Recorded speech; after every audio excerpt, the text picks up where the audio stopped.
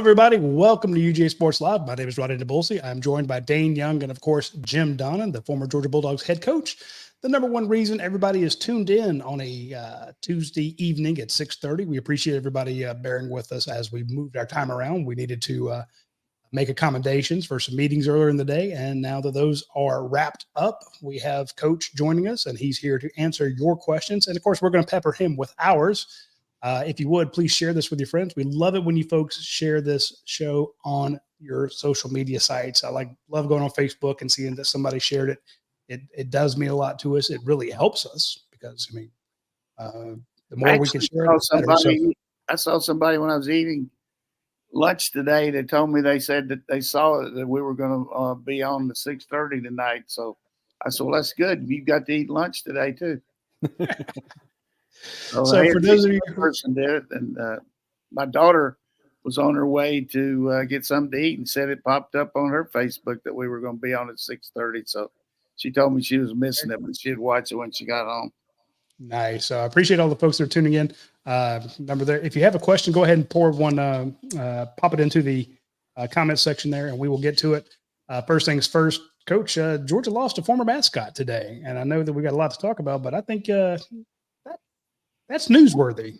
Q's a two-time winner. It definitely is.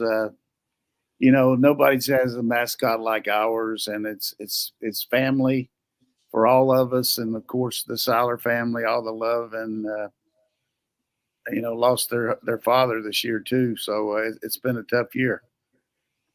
Coach, what was your?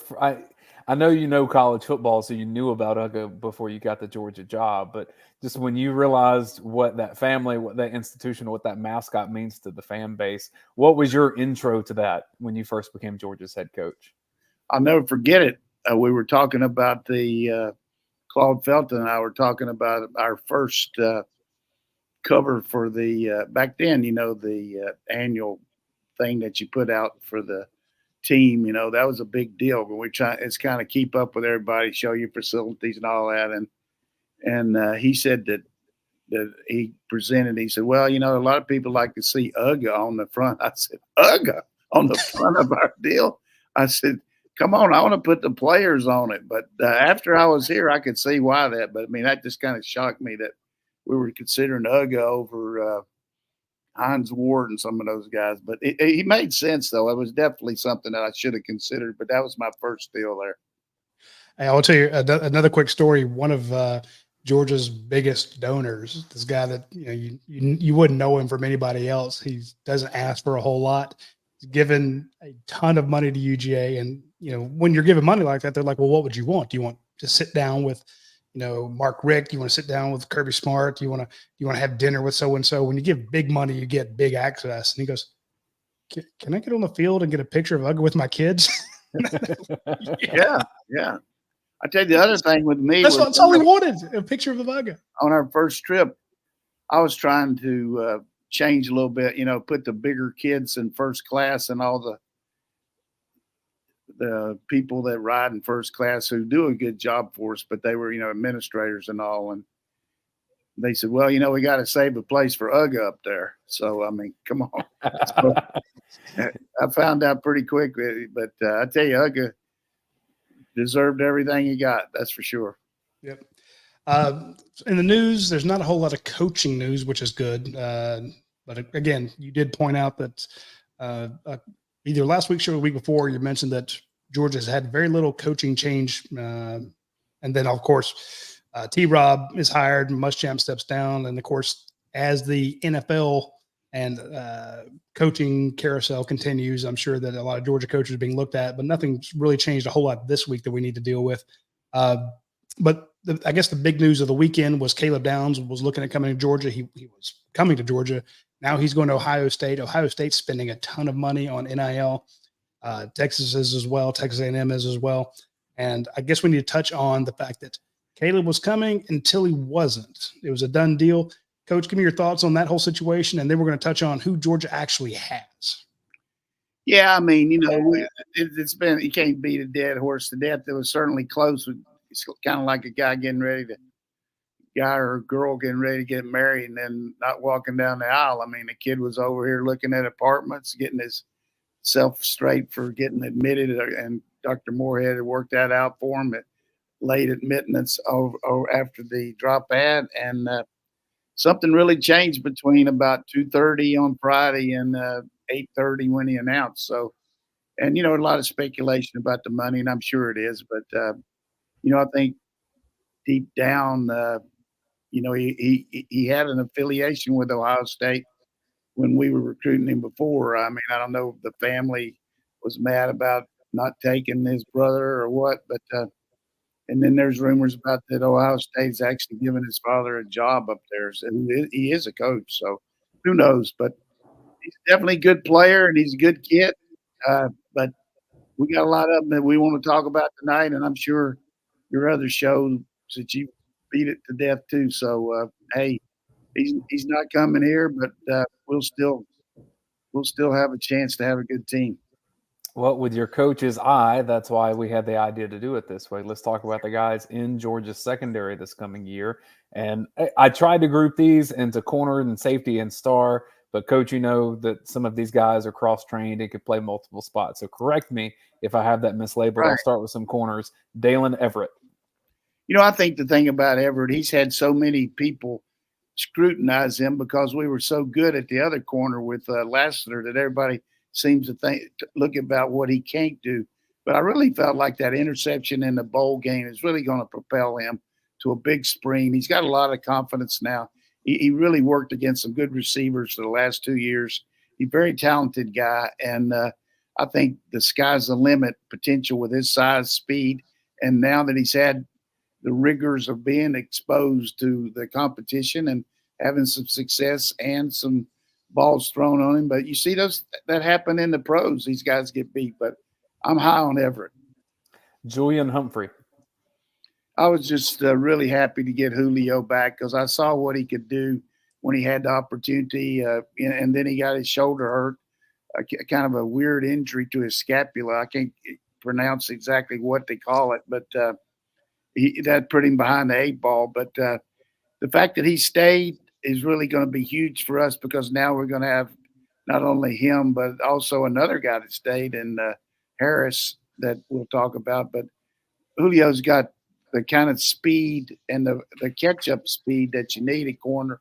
Not real physical, but he's a very good cover guy, probably among the better cover guys we got. And he really has big-time potential. You took the transition, Daniel Harris. Well, Daniel's another one that looked like he might be in the portal, and then the day later he stayed.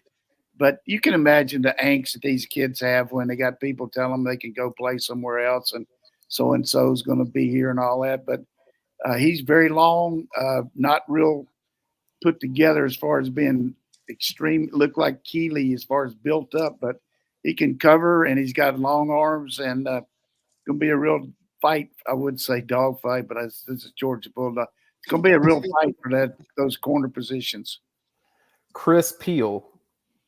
Chris Peel can really run, and I tell you, I was so disappointed in the fact he got a toe injury early on in fall camp.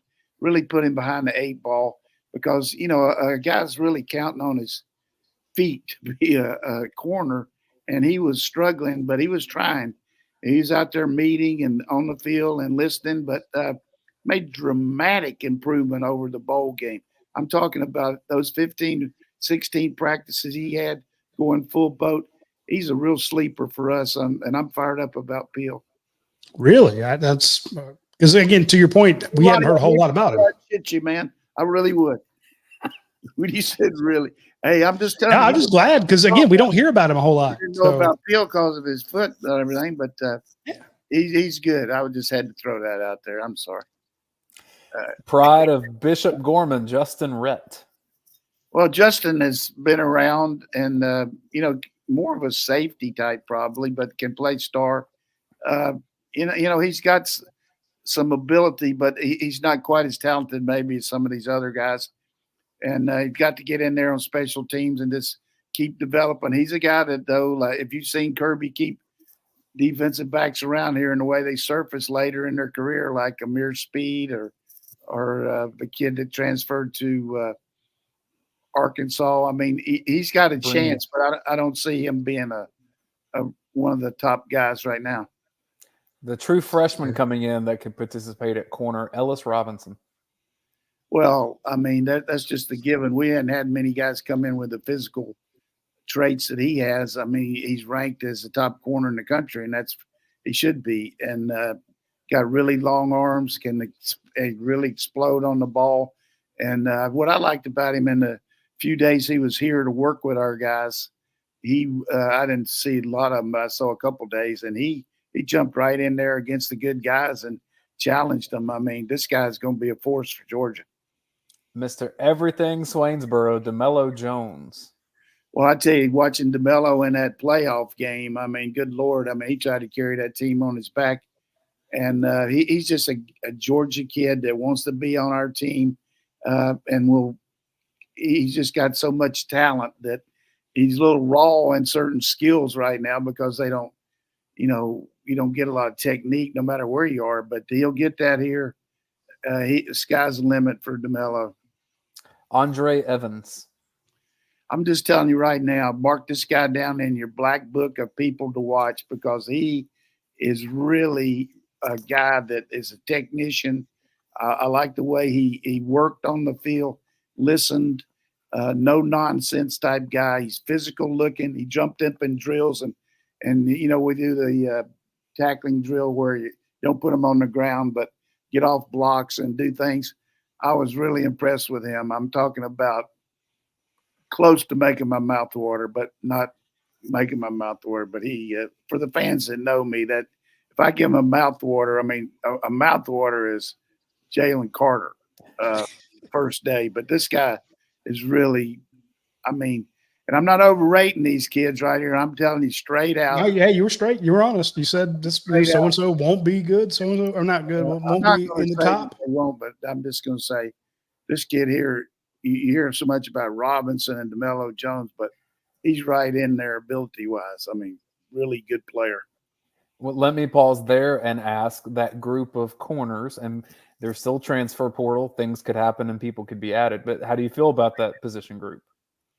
I feel really good. I mean, certainly we lost, Harris, which I would have felt even better if he was here. I mean, Nyland Green had his chances here and never was able to break the lineup. He was a little bit stiff in the hips, but could really run. So we've got the talent there. We don't have the experience. And the one thing that we got to take into account, certainly we got Kirby Smart here to help, but we're going to have 2 new secondary coaches. And the players are going to have to adjust to that, just like the coaches adjust to the players. So that's going to be a learning curve too. Our practices, although T-Rob's been around that style, but I think that's going to be something that'll help the guys that hadn't had quite the chance that maybe the others had, new lease on life with new coaches, and of course Muschamp will be around too. But I think everybody knows that sometimes when you bring in somebody new as a new coach, maybe you didn't get that shot. I'll give you a great example. We had a center at Marshall who I thought was pretty dang good, but Chris Selfo didn't like him for some reason, not personally, but just didn't think he was very good. And he didn't play. Well, the next year, after we left, he started, and then the next year he started, and he got drafted in the 2nd round by the Jaguars. So, I mean, sometimes stuff like that, a guy just needs a new coach. Let's move over to potential safeties, starting with probably Georgia's best defensive player. That probably may not even need to be there. Malachi Starks. Yeah, among the better players in the country. When you talk about got to be top 10 all-around player in the country, and just loves to play, has gotten better, as tremendous example of getting coached up. His first spring was kind of fish out of water, having been a defensive player, but more of an offensive player in high school. And boy, he came in here and took the Coach Muschamp and Coach Smart and saw what he did in that Oregon game. But this guy here is just gives you something that nobody has much of. You'd mentioned guys that stay on the roster and just keep finding little bits of playing time. David Daniel Sisfina. Yeah, I like his toughness. I like the fact he knows what to do. He's been around, and every time he's had a chance, he's come in and done a pretty good job. He got to play up there in Tennessee a couple years ago when we moved some guys around in the coverage. And he's a guy that's going to – you just don't take for granted and give that job to KJ Bolden or, a new guy. They're going to have to run through him to get it because he knows what to do, and he's good on special teams. I'm glad we got him. Ja'Cory Thomas. Ja'Cory's a little thicker than David, but he'll hit you.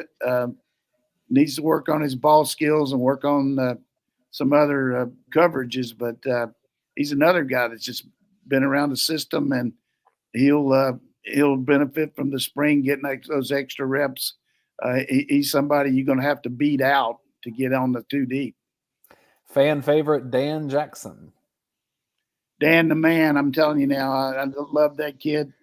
He does what he's supposed to every day. He practices hard. He's earned that right, and he can cover. I mean, he's a tremendous special teams guy, great on blocking kicks, and just wants to be a Georgia Bulldog. I mean, and we've seen him in the dime package play. He played in the nickel sometime as a sub, and can't have enough of Dan Jackson, in my opinion.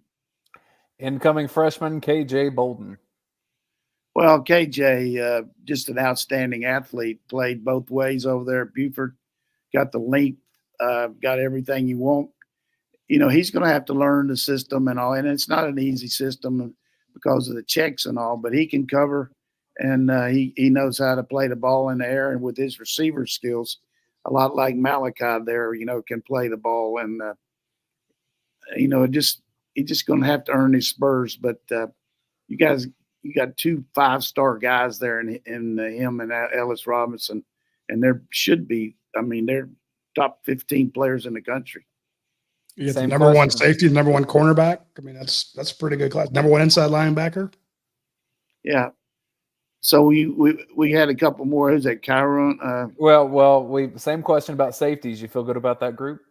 Yeah, I got to talk about Jonell Aguero. I mean, I was getting to Star. I was separating that, but we'll go. Let's go into Aguero. Yeah.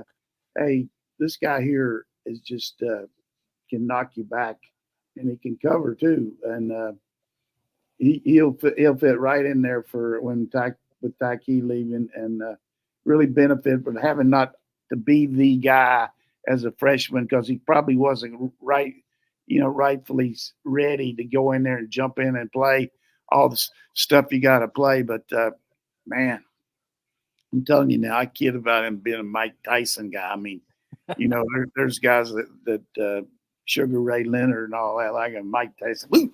This guy can knock you back. Now he's thick and he can cover and loves to play football. And Kyron Jones.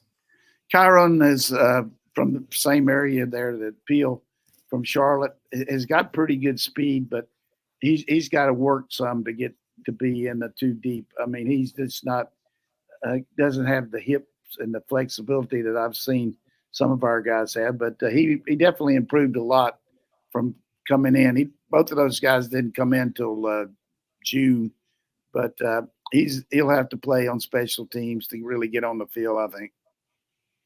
So overall impressions of safety, star, non-cornerback, defensive backs.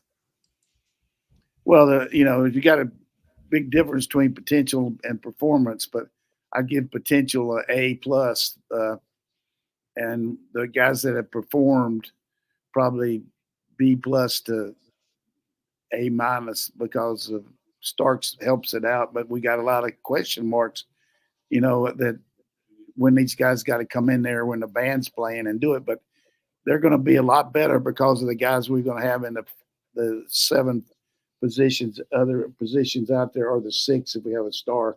So the collective defensive group is going to accentuate each other. Just the way the game's played now, Coach, I look at this in terms of roster management.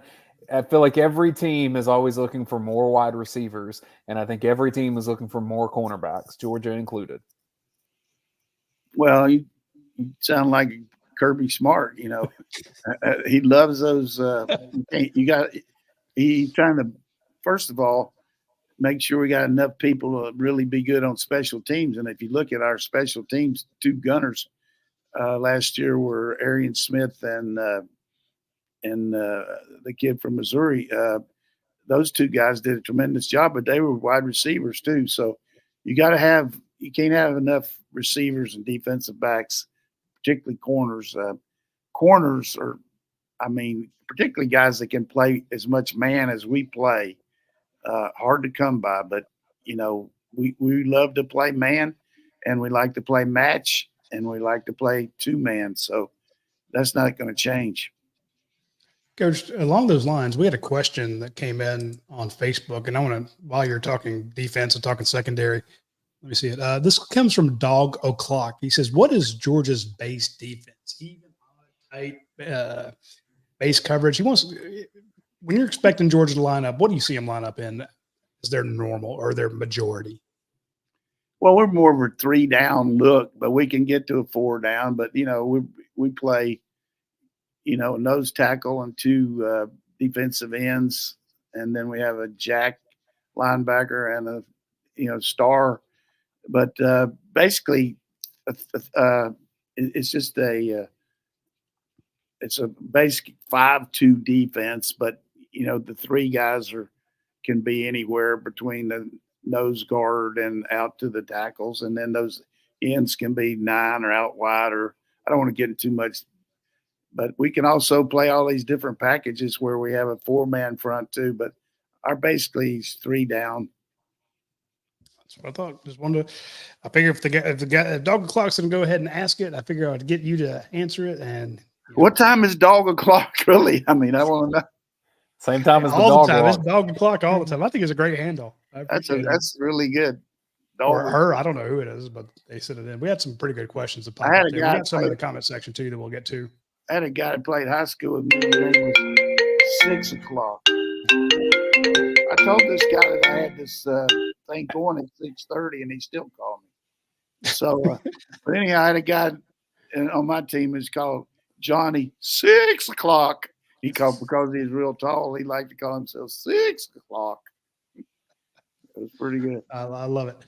Speaking of clock, speaking of time, I should say, when you get a chance, swing by our friends over at Athens Ford. It's always a good time to get an Athens Ford vehicle because you're going to get a lifetime powertrain warranty on it, and that's good forever or however long you live. If you think about it, to have a lifetime powertrain warranty when you have all the things that could go wrong with a vehicle, you don't have to worry about that if you're getting a vehicle from Athens Ford. And that's not to say you can get that at every Ford dealership. That is specific to Athens Ford. So I had someone hit me up the other day and said, "Hey, I'm at this dealership." I'm like, "Well, you're not going to get it."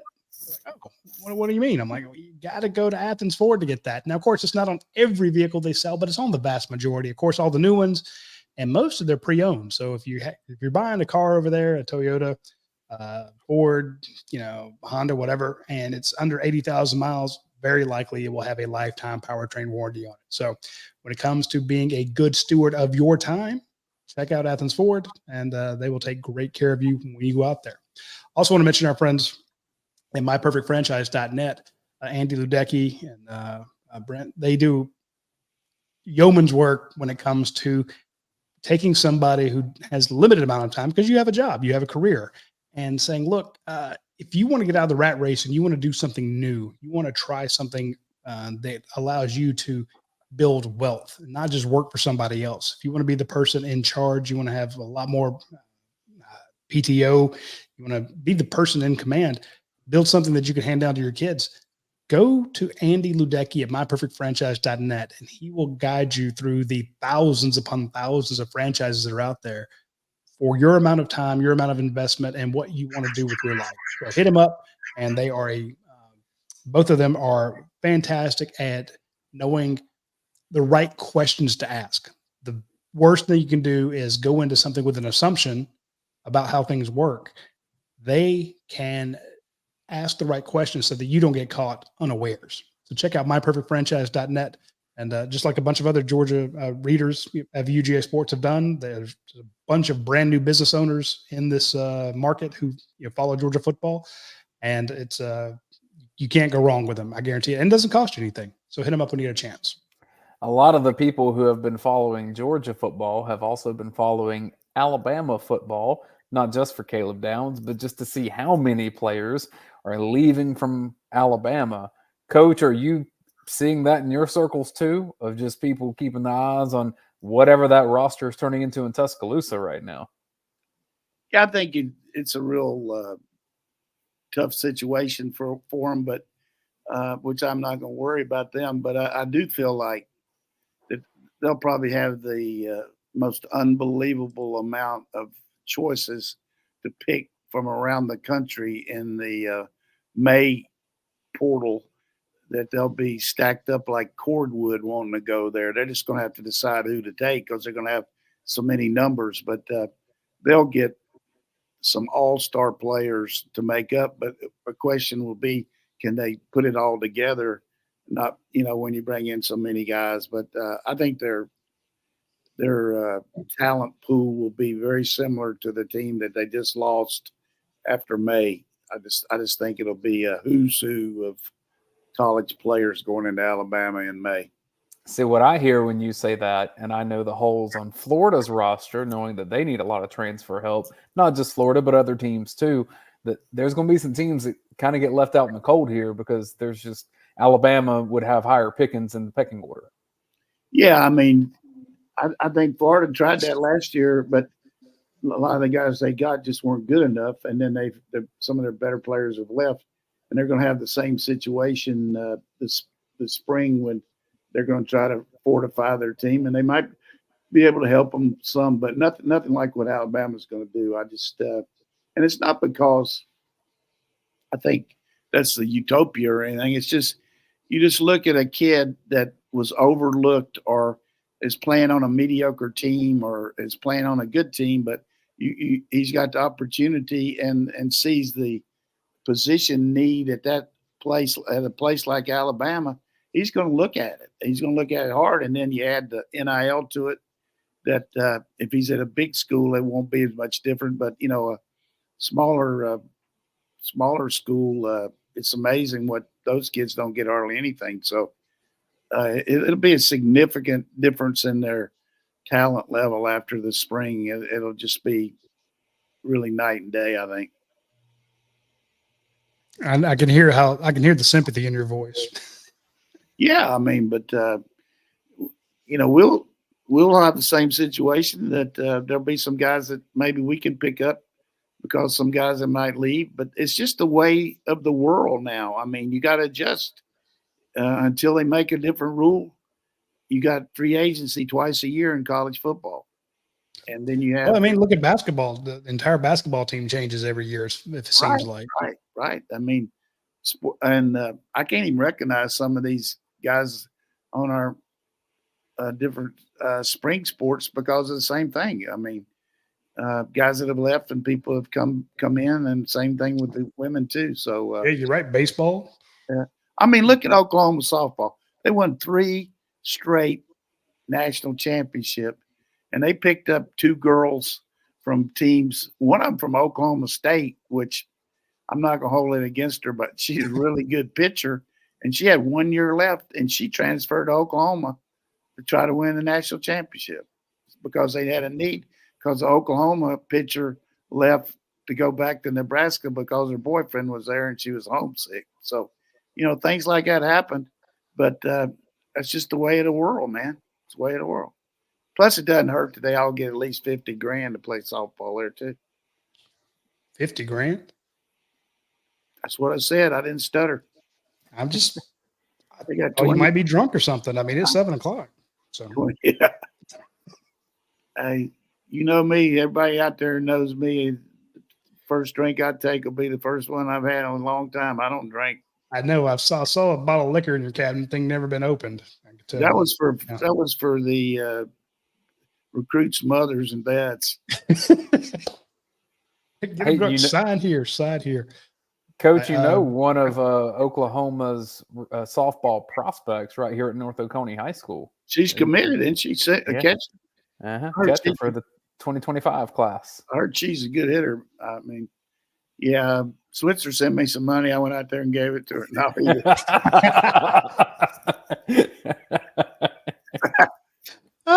And speaking of money, we got a question from CCUGA. He says, what is the best way to help out Georgia's NIL fund, but for poor folks like me?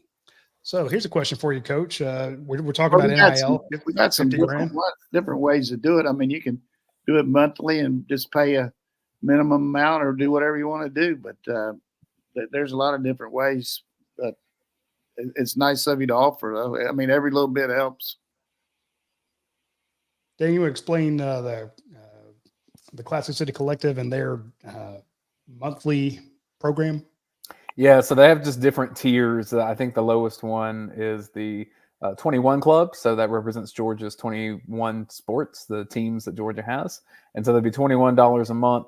Classic City Collective does that. You can do double that. You can do triple that. You could talk to them and do more if that's what you wanted to do. But that also gets you access to some of the stuff that they put together over there. I got to know Matt Hibbs pretty well about a year or two ago, and just kind of see the CCC on the ground level. And I think they've kind of grown and gotten more organized, and that's necessary as this goes forward. You know, we don't know what the future of all this holds, but Georgia has some smart people at the middle of all this. But look, it takes a war chest to do this right now. Yeah, and if you get a bunch of people giving $21 a month or $10 a month or whatever, yeah, it doesn't seem like a whole lot, but you get 100, then you get 1,000, then you get 5,000, 10,000. 10,000 people giving $21 a month. That adds up. So think about it. You have 93,000 people in the stadium. If you could get 10% of those people to give $21 a month, what kind of a return you would get on that? And you can kind of see it behind me. There's a bottle of Hunker vodka on the table back there. If you're really broke and you can't do $21 a month, just switch from Tito's vodka to Hunker vodka. you will be helping out UGA just by drinking. So it's not hard. And consume the vodka that's not actively working against you, giving money to Texas. So that's one of the best ways you can do it.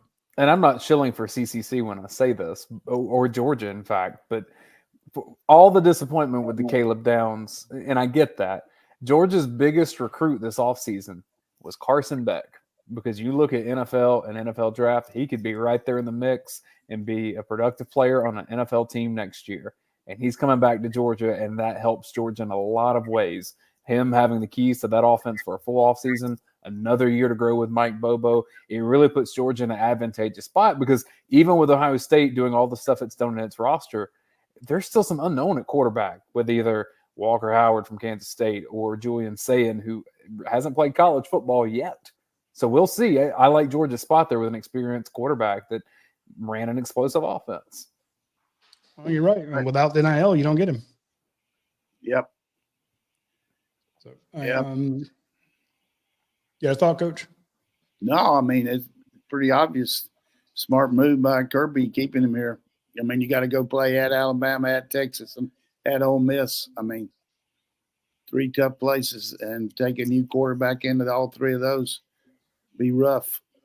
You know, and even when people talk about the schedule right now, Coach, Georgia has Clemson to start. There's some really good players on that football team. I know that they're not peak Clemson from a couple titles, but that's not some cakewalk.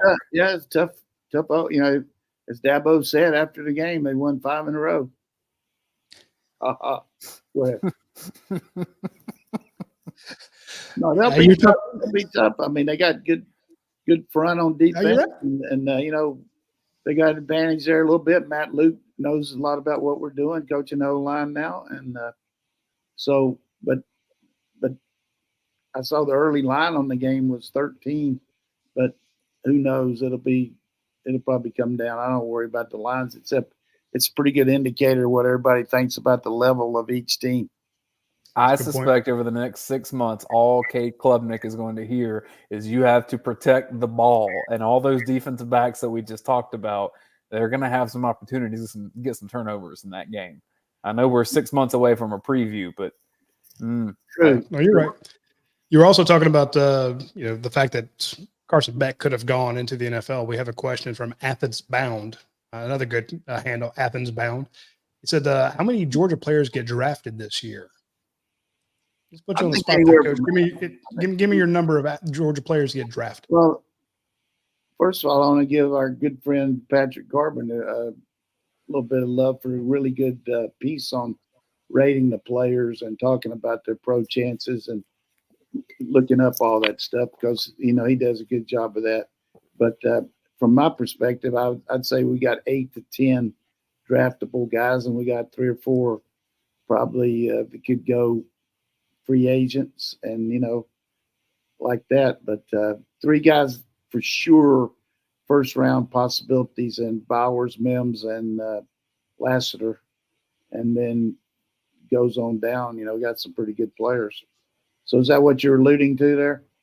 Yes, sir. I don't have So, my. Well, hey, how you like the way I teed up your website there? I do like it. I do. Well, and I love the fact that Athens Bound asked a question that we're ready to answer. Because Patrick Garber did the work, he has the mock drafts up, and of course, you see Brock Bowers, Maris Mims, Kamari Lasser, Ladd McConkey, Javon Bullard, Cedric Van Pran, Taki Smith. Zion Logue is getting some love. Kendall Milton's getting some love, as is Marcus Rosemy-Jack Saint. So I'm no genius. I did graduate from Georgia back when you could get in pretty easy, and that's 10 players. So the possibility. Think about it. If you could say, I didn't see that when I said 8 to 10. I was just from a memory, but hey, good job. The thing that we got, and I'm going to brag on Kirby and our staff, is these guys have been trained to play at the pro level. I mean, they know how. First of all, offensive lineman knows how to play different kind of protection schemes as compared to just RPOs where it's always a run block and it could be a pass. So they know how to read different looks and different pass sets and all that. I.e., that's why so many of our old linemen have been drafted the last couple of years. Our D-line guys know how to rush the passer. Even though we don't get a lot of sacks, we get a lot of pressures. Our corners know how to play man coverage. Our safeties know how to play the field. And the other thing, if you're running back or wide receiver, they know you've been subjected to playing special teams, which a lot of pretty boy people don't want to do. And you get up there and you're second team, and they got to have them. They only got a 53-man roster. So you look at what White was able to do this year. He worked his ass off last year, played on special teams. They had the good back from Alabama playing for the Raiders. He got hurt. White had hung in there with special teams, got his shot as a running back, and now he got all that tape, and the rest of the league sees that he's got 100 yards a couple games. And if something happens, he gets, somebody wants to pick up somebody in a trade and offer more or something like that. That's the way you do it. You know what I'm saying? So you got a guy like Cook and Swift that can catch the ball out of the backfield, pass protect, know how to read coverages and do all that. That's why they're both going to the Pro Bowl. I want to your point. Just you look at the number of Georgia freshmen. So you had 15 guys drafted, then you had 10 guys drafted. The number of guys that actually blew up or saw the field during their rookie year is pretty damn impressive because they've been through it before. If you can get 10 more drafted this year, and you can go to a kid and say, "Look, we've had 35 players drafted over the last 3 years." You put the Pittsburgh Steelers on, and you got 3 guys on their offensive unit alone starting. You got Jones, Washington, and Pickens. You put on the Rams, you got Stafford, Kendrick, and McClendon. Just over and over all throughout the league. The only team that has more people in the pros right now than us is Alabama. They had a head start. We're going to pass their ass pretty quick. I want to mention 3 of those guys because I was going to mention Cook and Stafford just for the great years that they had, Coach. But Roquan Smith, what he's still doing with the Ravens right now, is pretty darn special. And there's some Georgia connections there beyond him too. But the other, Leonard Floyd, had a fantastic year for the Buffalo Bills. So shout out Dodge County. Really good. And, of course, we'll see Ben Cleveland plays for the Ravens. And, of course, Coach Munkin and Coach McDonald, both Georgia background, both the coordinators. And the last one, Roddy, because I thought you were going to do this. Chris Conley emerging from somewhere with a 49ers uniform and making like 17, baby. Making a clutch catch. I had no idea he was on that team. Mike, you got him, and you got Robert Beal, and you got the tight end that plays on all the special teams from up here. And Charlie Warner. So 3 guys on one team there. That's over and over. You see that. I love to watch those games when they, and a guy was saying the other night, because Shanahan was the coach when the Falcons were ahead and they got beat from when the Patriots came back. Going into that game the other night, he was 1-29 when his team was behind by 5 or more points in the fourth quarter. And finally, they won a game like that. That's hard to believe. That's nuts. And I think if I'm reading this correct, Georgia's guaranteed to have another player get a Super Bowl ring. So, yeah, I hated that for Miko the other day when he had that fumble, the tough play on the goal line. But I know Coach Reed likes him, and he lost him in free agency and got him back this year. So he's a big part of that team, and Taylor Swift likes him too. You're right. Speaking of good things to come and things you got to give a second chance to, if you haven't had a chance to swing by Your Pie, I want you to go out there, order on your app, order online, however you want to do it. Call them directly, order one of the pizzas, try their new 4-cheese pizza or their new double pepperoni pizza. Give them a shot. Pick them up in free agency. Just go right to them. You will be pleased. Now, the founders of Your Pie, huge Georgia fans, Drew and Natalie French, you got to support them because they support the Bulldogs in a huge way. But there's also like 70 locations. So you don't have to be just in Athens or just in Ackworth or just in LaGrange or just in, outside of Atlanta. They're all over the place. And of course, they're all franchises and you'll be supporting the local franchisee. But again, if you want pizza, don't go to these chains that have no connection to the University of Georgia and the owners and founders aren't rooting for Georgia. Go to a place that has the best pizza and also support your team. And they have a fantastic program where if you use the app, download the Your Pie app, and I know you're sick of having apps on your phone, but this one actually is worth it because you get a lot of points very quickly, and they're like Sky Miles, or your travel awards.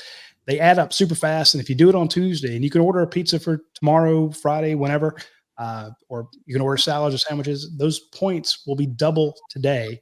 And then you are able to get free pizzas, free drinks, free brownies, free gelato, free breadsticks, all sorts of great things when you use the Your Pie app. So use them when you get the chance. Also want to mention our friends at Academia Brewing Company. They have a lot of new stuff out there that you got to check out. Right now, they have a ridiculous burger out there. You want the perfect burger, try their bacon avocado burger. Okay, it's loaded with bacon, fresh avocado, cheddar cheese, lettuce, chipotle ketchup. Comes with fries. Of course, their fries out there are fantastic. I mean, Coach can vouch for the fries. The fries are really good. And new beer, they always have new beers out there. There's a new IPA out there that has a little bit of spice to it. It's got a little habanero in it. So if you want a little spicy beer, check out the habanero IPA out at Academia Brewing Company. There's, of course, you can get a flight where you can try 4 different beers. You'll be absolutely blown away by the depth and breadth of the new beer selection out at Academia Brewing Company every time you go out there. So check Academia Brewing Company, ABC. When you're on the west side of Athens, you will not be disappointed. Trust me. Let's get to some questions from UGASports.com. And Coach, some of these are going to follow up on our defensive back discussion because we teed that up. So Bush Dog wants to know your thoughts on what Ja'Cory Thomas needs to improve on most this offseason to have a shot at that second safety spot. I don't want to get too technical there, but I mean, you got to get in the fire, play and be with the better units and show that he can make the plays and make the calls. He's got the ability, as I mentioned, he's very physical, and just got to jump in there and take the bull by the horns when you get the opportunity. From Steel Dog, in your coaching career and great knowledge of quarterbacks and offenses, how much did you help with the defensive side of the ball, and especially the secondary? Do defensive coaches solicit your advice because of your offensive acumen? And do you offer opinions with some zeal? Well, I mean, if you're going to be in charge of a team, you better know everything about every position and some people know more about others than others. But I was always the guys had to tell me what their grades were, why they did it. I watched the tape, I made suggestions, and I always met with the defense on Tuesday and went over the game plan of what I thought they were presenting and what I thought we needed to do to stop, and also mentioned what we were going to have to do based on what our offense could do, but heavily involved with defense, special teams.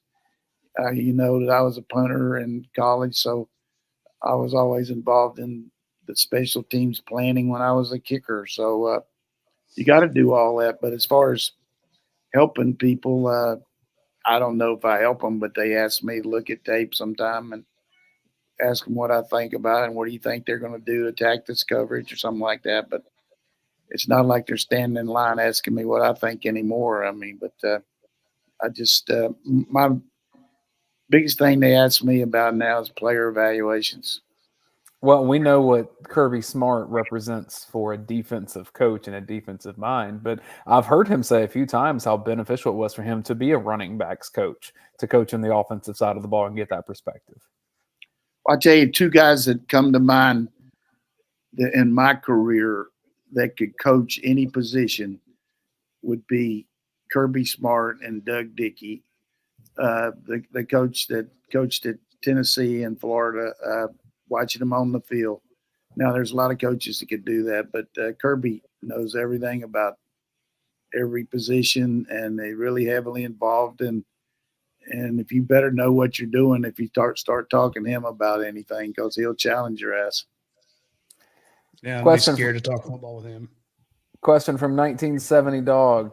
Can you speak to Jamal Jarrett's conditioning and if you think he'll be in the shape he needs to be in to be a factor on the defensive line this season? Yeah, I mean, it's just natural when a guy's heavier that people are going to bring that out, and it's certainly something he's got to work on. He started behind the 8 ball because he came in here really big, after Christmas the first semester last year. So, but he's worked at it, and he's got some pride, and Coach Scott's got him going, and Coach Sinclair works with him extra. And he knows that's his ticket to success is being able to play more than 2 or 3 plays in a row. So I think he understands that. And the one thing I'd point out to everybody listening to this or watching it, there's such a high value in everybody. And, if he doesn't play the first week, then, the guy's not, and I'm just overstating this, but he's a bust. Yeah. It's really hard to play as a freshman and really be a contributor. I mean, very difficult. We had a place kicker do it this year. We had Malachi do it, but it's hard.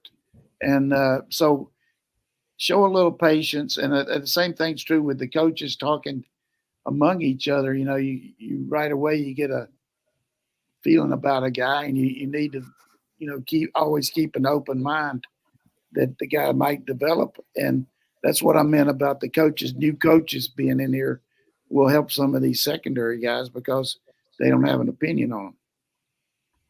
Good point. Pierce Outlaw, and I think he's referencing the flirting with the portal that Humphrey and Harris did. Do you think that Georgia may wait a little bit longer to announce who gets that number 2 spot to avoid someone transferring out of spring? Do you think that goes into fall, the competition? Well, I mean, it could. But the players know, as far as announcing, they know based on the reps they get, based on how they're producing in practice, and the opportunities or the money that somebody else would offer them. So if you didn't have that out there, I'm sure they wouldn't announce it. But it's not going to make any difference. I mean, we're going to have some guys leave in the spring because I think some of them just came back with knowing what they have here, and they'd love to play here, but they're going to see what their chances are after they get their chance. UGA alum 95 is asking if you think that Georgia may go for a safety in the portal since they went after Downs. I'm going to tack on one to that too. We know Georgia tried to get a 4th quarterback in the portal, and USC ended up with that one. So those 2 positions, do you think Georgia's looking at that in the portal, or is it just you got to be the right player? I think it's kind of like a pro team. You've got your draft board, and the best available player as compared to a position need. So all of a sudden, if some really high-rated player becomes available at safety or quarterback that we didn't have on our board, we'd certainly look at it. But I don't think it's near the priority that maybe a D lineman might be, or as far as our depth is concerned. But again, injuries in the spring, portal from our people, we'll see. But there's not many people left because the ones that can come are only from Washington or Alabama now because of their 30-day window. I suppose Arizona, because their coach left. Oh, yeah, Arizona. On that level, would there be someone you wanted? Just Arizona or San Jose State. I mean, those. And then Michigan, if Harbaugh goes to the Chargers, which I hear from some of my buddies tonight that's what he's going to do, breaking it here on our 6:30 show, there'll be some Michigan guys. I'm telling you, Michigan's roster is going to be 40-some seniors, 8 guys declared for the draft, 6 or 7 in the portal. They're going to have a total remake of Michigan. Oh, no. Oh, no. I still think one reason Ohio's asterisk beside their national championship when the NCAA lowers the boom on them. But I think their national championship galvanized Ohio State people to go for it all right now this coming year. No question. It reminds me exactly about the Red Elephants over at Alabama when Spurrier won a couple years in a row, and they said enough is enough, and they started going 85 and a 35 when Dubose was the coach there, and they got all those players, and they ended up beating Florida at Florida, and then they got on probation too. But it's a similar situation, but now you can do it legally. Yep. This question from Bulldog Ice. You remember that, Roddy? I do. I remember all the mics. Was like 3 in a row or three mics? Mike Price, Mike Dubose, and Mike Shula. Yeah. Question from Bulldog Ice. Coach, can you tell us why some coaches don't like left-handed quarterbacks? Well, I don't know. I've never heard that. I like a lefty. I don't know. Can he expand on that? That's all I have on it. I would imagine, like, we talk tennis all the time. You get a lefty server, that's hard to compete against. If you get a lefty that's an accurate passer, that's a different look. Yeah, I mean, maybe that's just something that's going around that I haven't caught up with, but I like lefties. Well, they switch them out whether or not they're on the field or the boundary, Yeah. This question from Dylan on Facebook. Do you think Nitro Tuggle, Dwight Phillips Jr., Chauncey Billups, or any of the new offensive playmakers get in, potentially even start this year? Well, running back wise, just a lot of it depends on Robinson's health. How is he going to be coming back from that injury? But we're bringing in some special guys, Nate Frazier among which, a lot like Cook can do so many things. And then we got certainly ETN too. So, our running back room will have some potential there, that for sure. But, I think any of those freshmen, if they can play special teams, will get a shot because they're so athletic. Our special teams next year are going to be so good that really scary. The punter's back, the place kicker's back. He can kick off. We bring in a new snapper from UCLA. Plus, we've got one that's on scholarship. I just think our special teams, and then you add Evans running back kicks. Or KJ Bolden. Let him get a shot or two. Yeah, it's going to be Here's good. another question from Evan Grimes. Coach says, what's the ideal speed you would want in a defensive back? And it seems Kirby goes crazy over the speed, but there's also size. Here's the thing that everybody needs to remember. It's kind of like when you hear about these recruits, they say, well, he benches 300. Maybe he does and maybe he doesn't. You got to be stronger than Ajax to bench press 300. So, he runs a 4.25. Let me tell you something. I hadn't seen a guy run a 4.25 ever here at Georgia. Champ Bailey probably the fastest guy that I know. But now they got these lasers, but very seldom, Washington. very, very seldom you get a guy that runs a 4.3. But, Keely Ringo had it. But I would say if you can't run 4.4 playing corner, you better be able to be a good guesser on the coverage. I mean, you better be able, because those guys lining up against you are running that. Yeah, that's a good point. A good question here from Randy. See that Kennedy? Randy asked, early projections have Georgia winning it all. Who's better? Who's your money on coach to win a championship when you're looking at the other teams out there? Who you worried about? I'm looking at Ohio State grabbing everybody out of the portal that they can come up with, but who else are you thinking about? Baltimore Ravens. No, I just think that with our schedule, we're going to have to avoid injury and have some people develop. But as I mentioned in the get-go, getting Ratledge and Trust back, fortify that line as far as experience, and Stackhouse and Brinson, same thing on the D-line. With his linebacker core we got in special teams. I think we got the toughest team on our schedule, in my opinion, right now is Texas at Texas. Ole Miss, if their guys start bonding together, I mean, all these guys start comparing how much money they're making, there's going to be some pissed off players that are on their team. So maybe they'll know each other's name by the time they get to the Georgia game. Ohio State's certainly going to have new situation, got a new coordinator. I think Coach Day got to adjust. He's been the play caller, and now he's going to have Bill O'Brien calling the plays, a new system. But they certainly got some guys come back that kind of like Chubb and Michelle did that, helped their team. They're running back coming back, Henderson. So I think Ohio State will be right up there. Penn State's got some good players in that league. And then, of course, Oregon really, really has fortified their team you talk about a team that's got the NIL rolling. Phil Knight's in a different atmosphere out there with that. And just keep an eye on Texas, too. That's me. I just said Texas. Did you hear me take Texas? I know. I'm just saying. You get yours. I'm giving mine. I'm allowed to answer too. Did you miss it or not? Tell me. No, I agree. I'm just saying that's. No, let me just say what Texas. Those are my two. The first thing I said was that Texas worried me more than anybody. So did you hear me say that? I'm busting. I did. I heard you say that. I was agreeing. Okay. When you said it, I was backing you up. I mentioned Ohio State first, so that's the other one I'm worried about. I'm not worried about Oregon. Oregon, come on. Penn State, are you drunk again? Hey, Penn State. I'm just telling you, Penn State's going to be tough.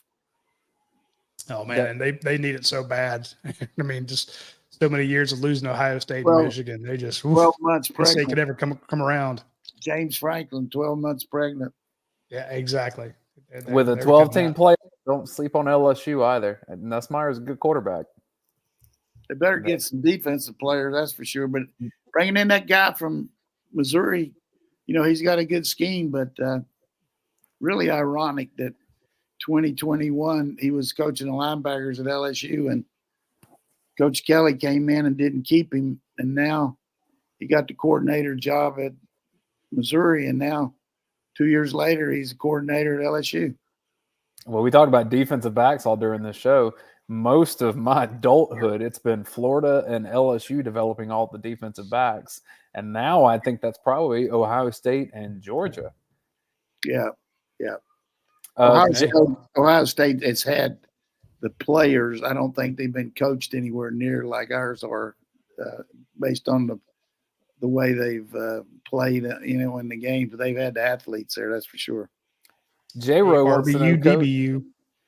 J-Row says, Coach Donnan, Falcons are looking for a head coach. Are you interested? Oh, me. Let me tell you something. That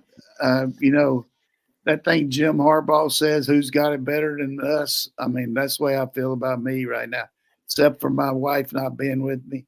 Who's got it better than me? I like it. I got it good. I mean, you get to hang out with us every week. What's better than that? Yeah, that's in the package, but it's not really. I don't think that's leading the package, but talking about my kids, my grandkids, the Georgia Bulldogs playing tennis. I mean, I got it. Got it made. All right, folks. That's all the time we have for this week's show. We appreciate everybody tuning Tell in. a joke. One joke, just 2024, one joke. Okay, let's go. Bring it. This guy had 6 kids, and he just had his 7th. And he asked his wife, said, this kid doesn't look at all like our first 6. Can you tell me whose this is? She said, yours. Oh, Let's rock.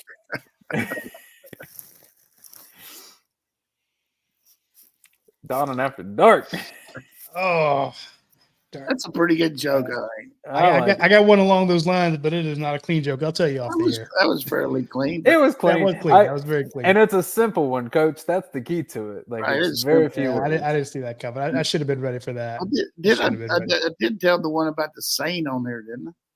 You did. You did. Yeah, I love the make same one. sure that was good. All right. Well, Happy New Year. Hey, if you can, check out that NIL. Also, go watch the Dogs play tomorrow night, 6:30 against LSU. Got a good team, need your support. And watch all these spring sports. Make you really happy. Go out and watch all these different teams. Our softball team's going to be good. Looking forward to baseball, golf, and tennis. I mean, we got a lot rolling there. I mean, a guy that was committed to play tennis at Georgia, Roddy, made it to what, 4th round of Australian Open. I mean, that just makes you sick. I mean, I'm happy for him, but he could have been playing number 1 for us, and then our number 1 player from last year went pro. But we would have won the national championship. I mean, it's like losing, like with Beck going out or something. You know what I mean? It's just tough on tennis. But congratulations to Manny Diaz getting in the Southern Tennis Hall of Fame on Saturday night. I went over there with my daughter, Tammy. And you know what makes you feel good is one thing to be acknowledged there. But there was about 30 of his ex-players there that came and just to be with him and share the moment. And that's what I talk about, and the fact that they still call him coach and he's their coach. The guy's won 39 SEC championships. I mean, he's just John Wooden of tennis, man. John Wooden of tennis. He's the best. And folks, go see it. And like I said, tune into the basketball game against LSU tomorrow. The Bulldogs they're good in basketball. It's been a while since we could say that, but Mike White has a lot of fun stuff going on over there. We have full coverage at UGASports.com. We have previews before every game. We have interviews after each game. You won't find any more coverage than you have at UGASports.com. And then, of course, we cover baseball too. So it should be a fun baseball season. Anthony Dasher lives in that baseball stadium. Nobody else does it. So if you want great coverage of not just football and recruiting, check out the basketball and baseball from UGASports.com. So anyway, we'll be back next Tuesday, hopefully at our normal time at noon. We will see you then.